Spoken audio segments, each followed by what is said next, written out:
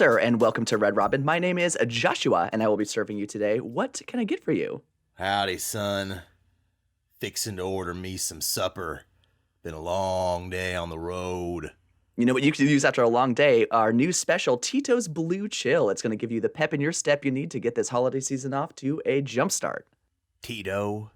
That the same Tito that abandoned me at the Alamo? I don't know anything about the Alamo, sir, but I know this one's got a sweet and sour kick that'll pucker your lips. Oh, I'll take 3. All right, just going to write you down for that.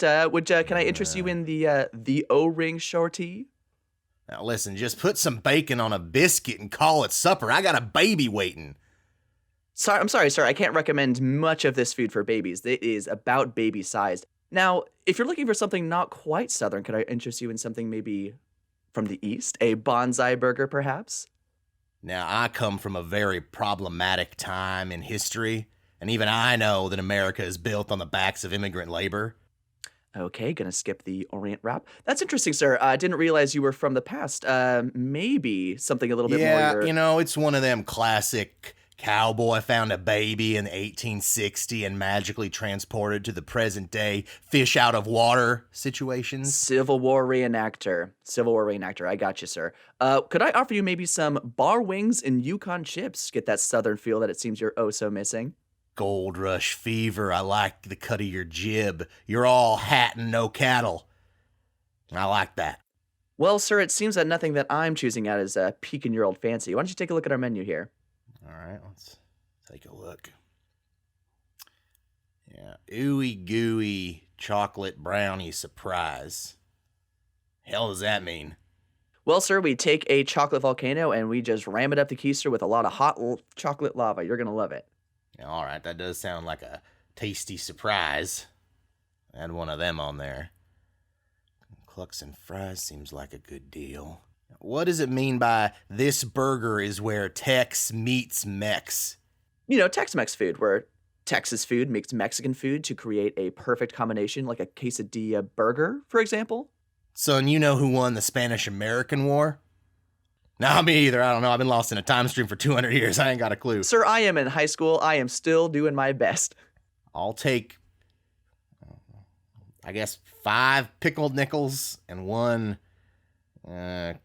California Chicken Club. All right, if the pickle nickels tickle your fancy, we will get that out to you right away. Are you going to wait in your car for curbside delivery, or you going to pick it up at the counter? Oh, you one of them Dallas snobs, I see.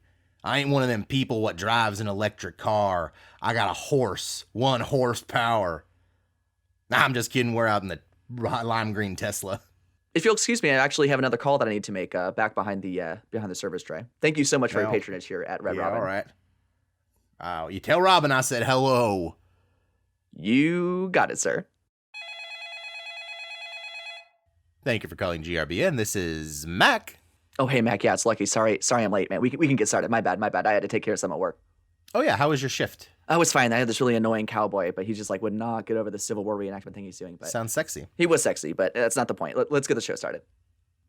Welcome back, ladies and gentlemen, to the Gentleman's Romantic Book Nook, a journey into love and literature. I am your host, Lucky.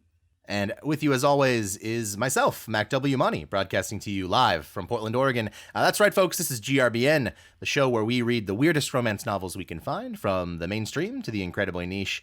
And we are back, alive and kicking, with the time travel western romance, The Cowboy from Christmas Past by Tina Leonard, part of the Harlequin line. What a read this has been so far, Mac. I gotta say, Man. So much has happened with no explanation. My God.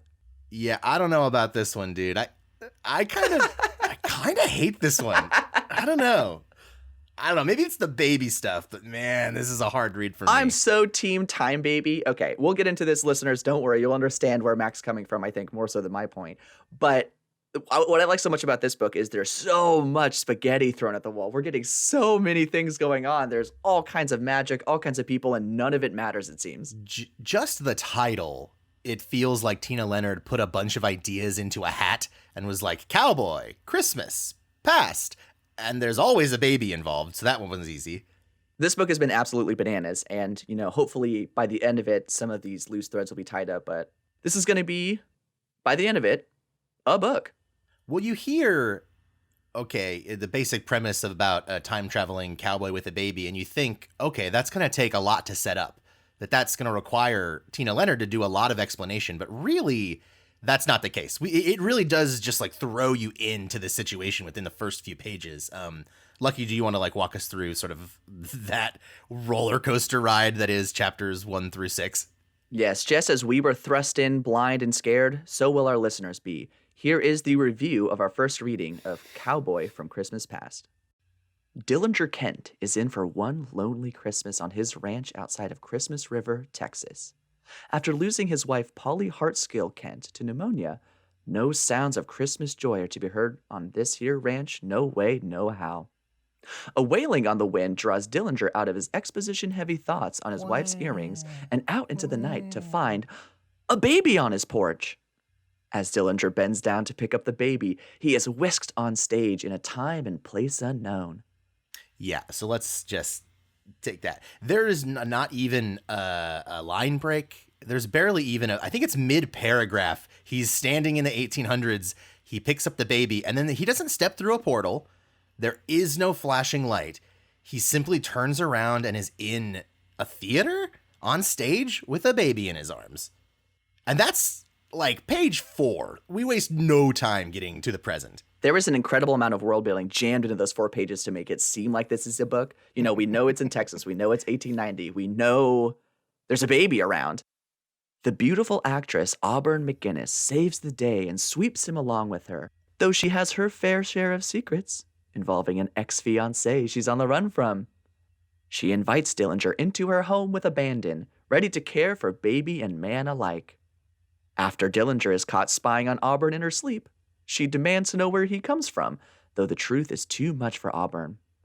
She settles on fleeing married man and braces for her mistake. Yeah, so Auburn's like on the run from her wedding. She like left the dude at the altar. You'd think that means that she has some kind of fear of commitment, but she actually takes in this hobo cowboy baby napper, which is what she legitimately thinks he is for the first half of the reading, and just like invites him into her heart, into her car, into her house, and into her future. You know, we're reading a Harlequin for the very first time, so I'm trying to see what that writing style is different from the other romances we've read. And I think for me, it's the disassociation between like real life situations and then also being like really horny at any single moment. Because yeah, she's inviting this homeless man in, and then she's like, "How do I get this hunky daddy to stay with me?" What? I'm pretty sure he stole that baby, but he is tall, is dark, and he is handsome. I'm actually so happy that was written in the book, I gotta say. I was looking specifically for that line for a romance, like tall, dark, and handsome. Finally, we've seen it written. Yeah, so she describes him as tall, dark, and handsome multiple times, and describes him as delicious a couple of times, which I found a little bit weird, and like uses the word, he was truly delicious. If a woman liked her men hot, protective, and dark-haired, this one had all the right stuff. It's like, we get it. You're getting wet. We understand. Oh my God. Nothing wrong. It's not even subtle. And there's another great line from Auburn in that first chapter. "Thank God I never had one of these, or I might not have ever had the courage to back out of my wedding at the last minute." And that's the first instance we get of her background. And she's referring to, thank God I never had one of these, is a baby. This is what I'm talking about with spaghetti. I mean, this is a lot of facts she's throwing at us. She's calling babies objects. She's talking about using that as an excuse to not get married. My God. You mentioned this is a Harlequin book, and it's a part of their monthly line. So like they put out a new book every month, and I don't know how quickly Tina can pump these out, but it seems like the quality of writing has gone down a little bit to sacrifice for that, because the main thrust of her motivations for taking this mysterious stranger in is because she's in love with the baby and she wants desperately to be a mother, which is kind of not something you see in empowered female roles in the modern context much anymore. Yeah, this is feeling a little bit like from the 1890s itself, huh? And even Dillinger is like coming at her. It's just so suspicious that she is going to steal this baby. He literally has a line where he says to her something like, "I know you want to steal my baby, but I will not let you." And then she's like, "Wow, so tall, dark, and handsome and mysterious and protective." Dillinger tries to assuage Auburn's fears and explain the out-of-time situation he finds himself in.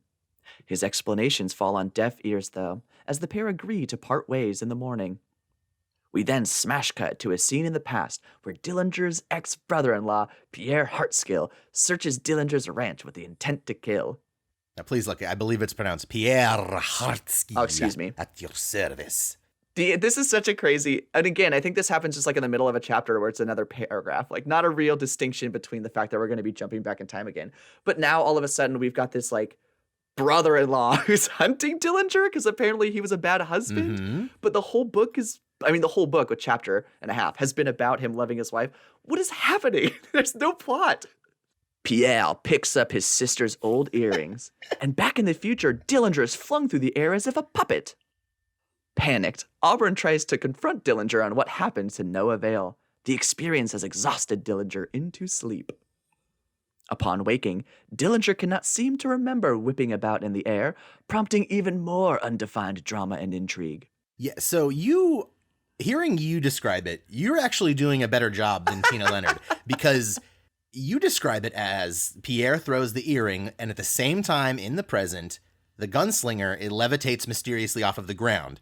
The reader, then, would know that these two events are connected. These happen several pages apart, and there's nothing in the sentences, in the structure of the words, suggests that these two have anything to do with each other. You just have to think like, oh, the earring, it wouldn't make, there's no explanation for him to be levitating other than the earring. So you've done the logical human thing and determined the cause, but Tina Leonard does not indicate that whatsoever. Thank you. I appreciate that. And I shouldn't be the emulsifier for this book. I mean, it should be in the pages, the connection between these two things. For trying to make sense of this time travel baby book. Yes, bless Lucky. Thank you. I appreciate that. The reaction, I think, of Auburn to Dillinger being lifted up into the air and being whipped around as if some magic is pretty low key. Like, obviously she's concerned, but she like definitely does not panic that much. She falls asleep and she again thinks of him as very sexual and handsome. She's probably checking out his ass while he's flipping around and thinking, delicious, while he's poltergeist whipping around in the air. We all know in history, Mac, we're talking best ass per profession. Cowboy is definitely top 3. This is one of many, and this is something we'll talk about, I think, a little bit more in depth later. One of many magical moments that, again, aren't explained at all. And it's just baffling me. And for a second time in a book or reading about magical things happening where people are taking it 100% in stride. I feel like I'm now the weird person to assume that I would lose my fucking mind and immediately be like, yeah, powers, let's do this thing. You know, I'm your sidekick. Ah. Yeah, because he's traveled through time without an explanation so far. He's floated, nobody seems to care. And then I'm jumping a little bit ahead in your description, but at one point he goes to pay for something.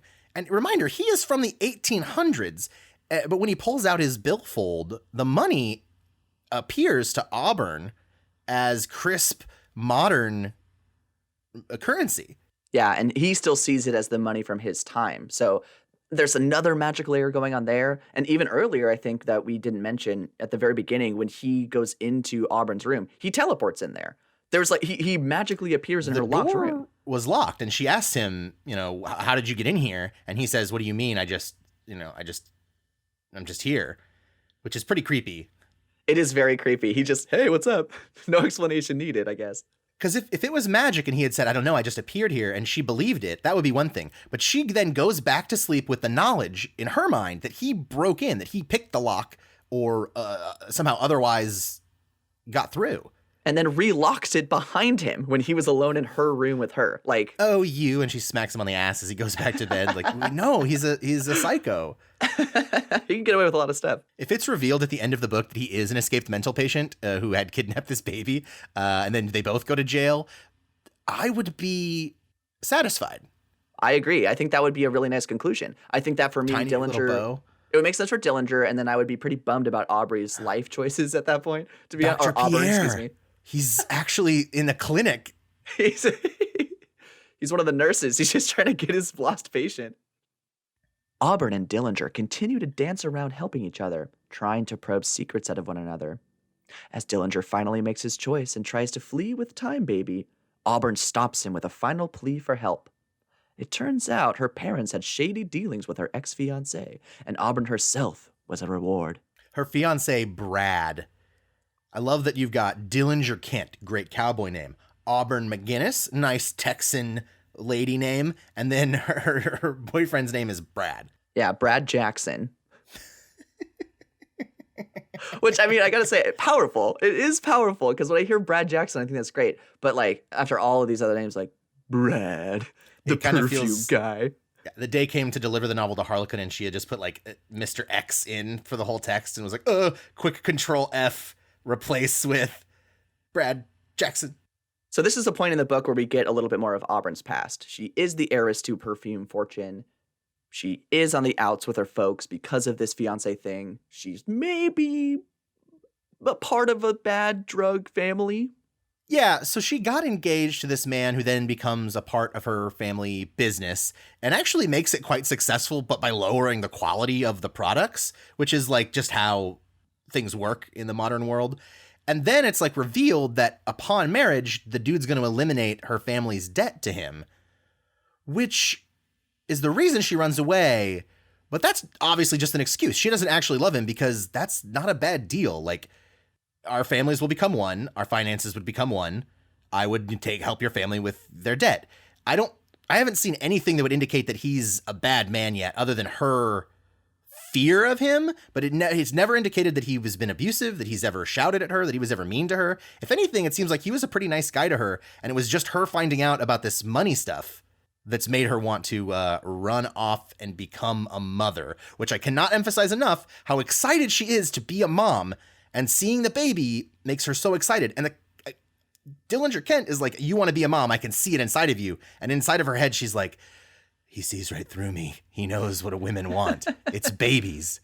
You bring up a really interesting point about her using it as an excuse to escape. There's a very specific line where she's talking about her ex-fiance, and I think she dances around saying anything too positive or like about the relationship, but she mentions how safe of a choice he was. And I mean, that for me, what you were saying, that all just clicks. Like, oh, he was a safe choice, and now this like homeless hot guy comes up. Yeah, he wasn't a schizophrenic mental patient escapee.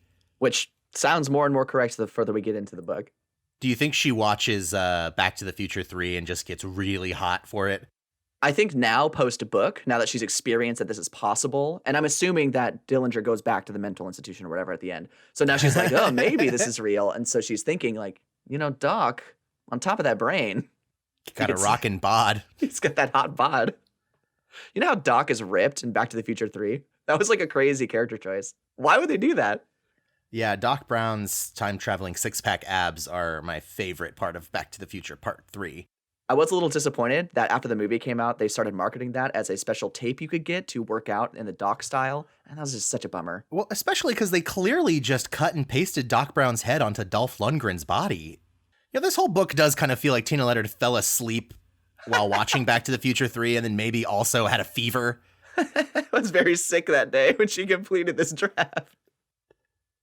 Auburn has been fleeing her ex-fiancé ever since, and hopes Dillinger will offer her some modicum of protection. A tentative partnership is made, with Christy River being the goal for the unlikely duo. Yeah, so Dillinger's from Christmas River, and they find a town that's called Christy River in the present day, which just shows that the liberal war on Christmas River has been lost. R.I.P. Christmas River. As they drive out of the city, Dillinger feels a force pulling him against his seatbelt. Back in the past, Pierre continues to hunt around Dillinger's ranch for any sign of him, tossing the earring around out of anger. Smelling his underwear to try and catch a scent. Sniffing his shirts and marking his territory. He leaves the earrings exactly as he found them, stalking away into the night to continue his hunt. I do want to take a minute, Lucky, and talk about our sponsor this week, McGinnis Perfumes. Oh. If you're on the run and want to smell like a 2-day-old baby and a never-showered cowboy, buy McGinnis. That's right, folks. McGinnis Perfumes. They don't have any shady back dealings, and it is the best quality ingredients. McGinnis Perfumes. New from McGinnis Perfumes and Harlequin comes the cologne from Christmas Past, with 3 wonderful scents: Baby, Outlaw, and Harlequin.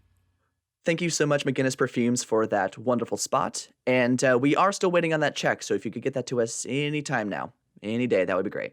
And now, back to the review. Back in the car, Dillinger feels the force of the earring, thrusting him against the seatbelt. Confused and scared, he opens up to Auburn about the strange things happening to him, then passes out of exertion of being a live puppet. Auburn dwells on her past, revealing the secrets and lies behind the McGinnis Perfume Company. A short time and a couple of Sonic burgers later, the pair and baby return to their travels, Dillinger fearing for Time Baby while Auburn feels for herself. Dillinger and Auburn arrive at the town of Christie River, Texas, though to no recollection from Dillinger. Another dead end to explain this mysterious cowboy. With no more leads to follow, they decide to find a hotel for the evening, but not before dazzling Dillinger with the wonders of modern-day iPhones. Yes, this book brought to you by Sonic drive-ins, iPhones. I think Ford was mentioned.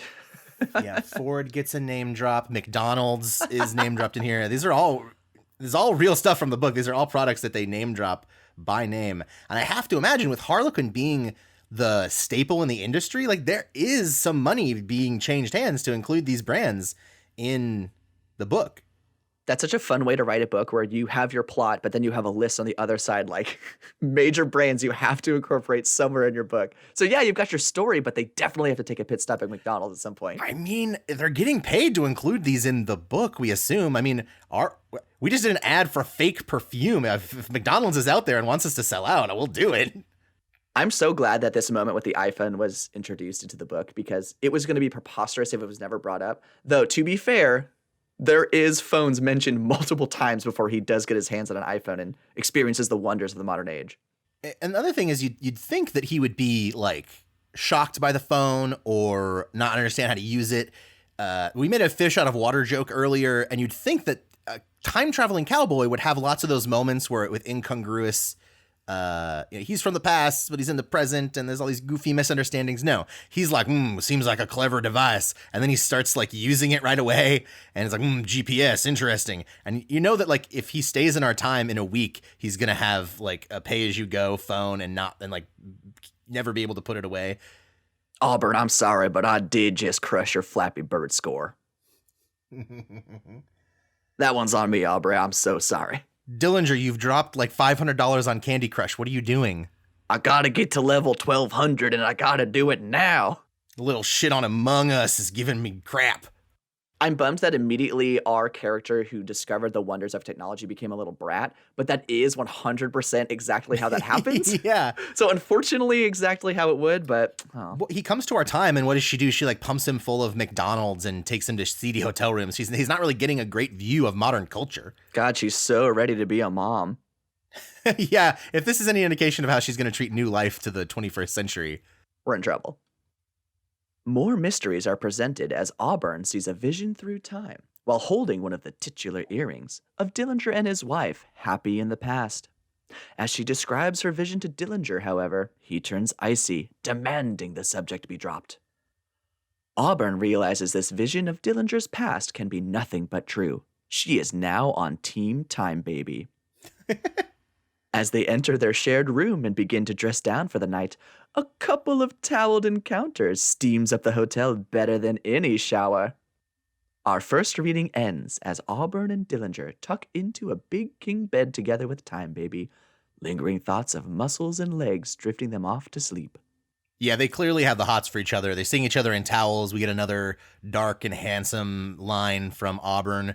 And Dillinger's looking at her, too, and he checks her out. And then they both just decide to share the bed, which is apparently big enough for you and me and baby and make 3. That whole scene was preposterous to me a little bit because they knew it was the one bedroom. Whatever. I don't know why I'm looking for explanation of this. This is insane. Yeah, if you're looking for incongruous things to explain, you just could throw a rock and you'll hit it in this book. Let's not dwell on the bed choice. That's the least of our worries. Frankly, I thought that something more was going to happen because so much plot has happened without any explanation or any drive for the characters to do it. I thought they were going to hook up. Lucky, that's where you're wrong because nothing blocks a cock like a baby. Okay, this is a better way to say that. Nothing stops people from having sex like kids. Yeah, but I will argue in the opposite. No noise from this baby ever. This baby seems chill as heck. Well, yeah, it's a wise Time Lord from the year 3000 sent back in time to ensure the continuation of humanity. Okay, you bring up an interesting point, and now that we're done with the review, I'd like to spend a little bit of time talking about Time Baby and the infinite powers there within. Theories. I want to hear your fan theories. I want to know what you are thinking, Lucky, because this is totally unexplained and likely won't be explained. Given the quality of writing so far, we're probably going to be up the time river without a TARDIS paddle or whatever the fuck. That is exactly how the phrase goes, Mac, and I applaud you for remembering. I find Time Baby to be very interesting and powerful. I think that we've now understood from the book, it is Time Baby. Auburn agrees. Dillinger is maybe suspicious too. Yes, there's some weird stuff going on with earrings. I'm assuming Time Baby is infusing these objects with his mystical powers. Oh. Or her, excuse me. Time Baby is female. Yes. As far as we know. They call her Rose, but a Time Baby is her name. She shall always be Time Baby. I had a theory that relates more to Dillinger than to Time Baby. Oh, interesting. My theory is that Dillinger is actually not from the past, but from the future. He is essentially a Terminator, sent from the future, but programmed to think that he is from the past to protect the savior of the human race. Interesting. Which would be Time Baby. And so he didn't get Time Baby outside of his ranch. That makes no sense and has no context. So you're saying then this robot was inserted with the memories of an ancient cowboy to confuse and disarm the humans of modern day. So then are you saying Time Baby is Auburn's natural-born child? Yes, from the future, brought back. And Bradley, Auburn's husband, is also a robot who is sent back in time. Just like in Terminator, there's always two. They always send back someone to protect them. I was going to say, this is sounding... And he's trying to make a hybrid robot-human. This is sounding a little familiar. Because her destiny is clearly to make babies, but with whom? Interesting. I actually have one more theory that I want to get in here, which is more about Tina Leonard and her working with Harlequin. Please. Okay, so stick with me on this, because this is not a joke. But I believe that Dillinger Kent is black. Okay. Which explains a lot of things in the book. So more than like 3 or 4 times he's referred to as dark, tall, dark, and handsome is like a stereotypical phrase, but she doesn't always say that. Sometimes she says dark and mysterious. He's dark, and his skin color is never described. That's true. They never mention race specifically. And this would also explain why Dillinger is such a pariah in his own time, because, you know, this girl marries a gunslinger in the past, and for some reason that's all it takes for everybody to hate him. But being a bounty hunter wouldn't be that bad. He's very successful at what he does. He has a lot of money. He owns his own ranch. He's a property owner that doesn't he lives out in the, countryside, but he should have been a decent match. However, if he is black and marrying a white woman in the 1800s, that would explain why everyone is against that relationship and has this unnatural hate for him. That's really interesting theory. Certainly that there's some pieces that line up that would prove that to be true. And it's hard to go by the cover of these books, right? I mean, they don't know. It's just standard art that they're throwing on top of these things. The cover things. does have a white dude on the front, but that's where my conspiracy theory comes in, or where the conspiracy comes in, is I believe that the publisher or the author chose to keep his race as a subtext, because his skin color is never officially determined. But if you have a character that's constantly being described as being like dark, that's, to me, is a big clue. And then it does allow the reader to imagine him however they want. But I believe that Harlequin was trying to, appeal to the broadest base of its user possible, which I believe is like Midwestern white women. So that's why you've got the hunky white dude on the cover, but it explains so much if Dillinger Kent is in fact black. Certainly a viable conspiracy, and who knows, it's maybe that's even addressed. Obviously, if we're talking the author not wanting to make it obvious, maybe we together and maybe our audience will pick out a few maybe key lines later on in the reading that maybe confirm this theory. Yeah, and it could be as simple as Tina Leonard wanting not to describe the skin tone so that anyone can, if you wanted to imagine them, you can imagine them however you'd like, as long as it's a time-traveling cowboy and a woman desperate to become a mother. Their body shape, height, race, age. I mean, Auburn could be 105 for all we know. If you're reading along with us, we'd love to hear what you think about Cowboy From Christmas Past or just the show in general. You can reach out to us. We're on Twitter and Instagram at grbooknook. And if you want to send us an email directly, we would love to see that as well. And that email address is grbooknook@gmail.com.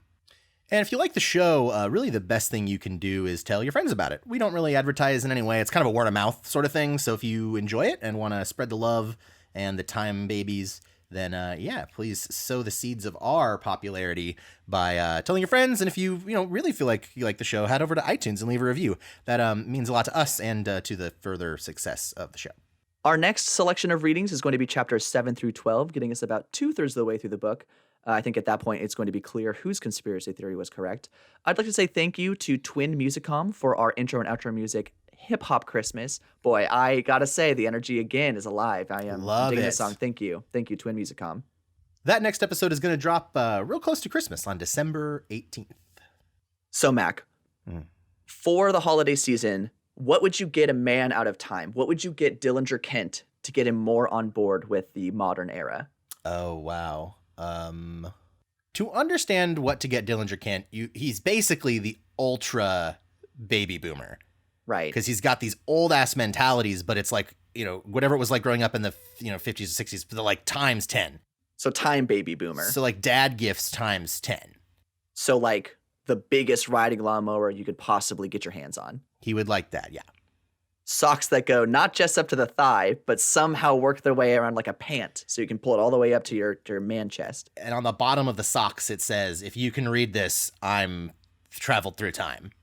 I'd like to get him a Segway, because I find that splits the difference between horse riding and also like modern convenience. Because yeah, of course, obviously a motorcycle would be that split. But think about it like this. All he has to do is stand and lean forward. He's going to be a modern day pro. Think about him gunslinging down a road on a sick Segway. Okay, so you're sort of pitching Paul Blart Mall Cop 3, Trouble in Time. Yes, thank you. Trumble in Time, actually. Trumble. Trumble? What does that mean? Like when you take a big fall and you've trumbled. Okay, yeah. Trumbling. The rough and trumble world. Like when you're on a Segway and you hit a bump and you've trumbled all over the ground. I smell trumble. I'm riddled with trumble.